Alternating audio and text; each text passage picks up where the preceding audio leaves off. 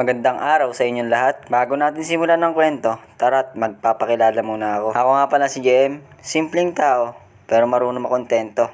Tara't samahan ninyo ako. Ngayong araw nga pala ay may mga kumaing vlogger dito sa restaurant. At sa hindi ko inaasahan ay tinawag ako ng head waiter sa dining. Dahil nasa kitchen tayo, hindi ko alam na mga vlogger na pala yung nasa dining. Habang nagluluto ako bigla akong tinawag ng aking head waiter. At nang paglabas ko ay nagulat ako sa aking mga nakita. At ito nga pala yung aking head waiter. At dito ngayon nilapitan ko si Sayang Dabu.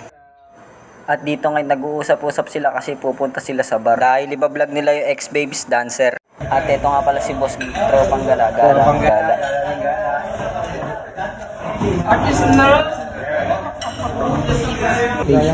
Sayang Dabu in the house. Big shout out. At ito nga pala si Kuya Aaron Vlog. Hello po. At dito nga ay nag-uusap-usap sila kung bakit daw ako nagbibideo.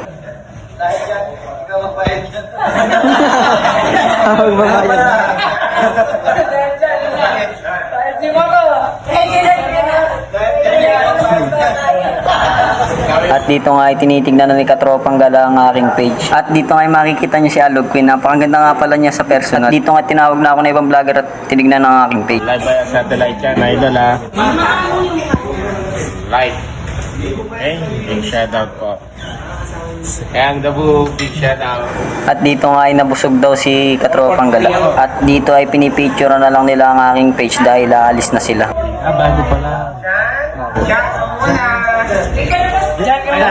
Ano dyan? Dahil nandito kami lahat kompleto. Maraming salamat. Dyan, kung ano mabahala dito. At napakabait nga pala nila sa personal. At mapagbiro rin sila. At ayun nga, paalis na nga sila dyan. Dyan.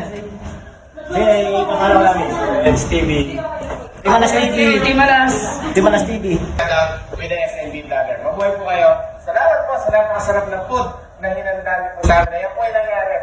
Thank you very much. God bless. Mabuhay po kayo. At bago magpaalam ang ating mga kaibigang vlogger at nagbigay ng maikling pasasalamat si Idol Sayang Dabu sa magandang pag-entertain at sa masarap na pagkain na ating inain sa kanilang hapagkainan. At naimbitehan nga rin pala sila sa The House of Pablos Bar NKTV. At dito ko na nga pala tatapusin ang aking kwento. Paki-like and share and follow na nga rin po. At maraming salamat nga rin po pala sa panonood. Thank you.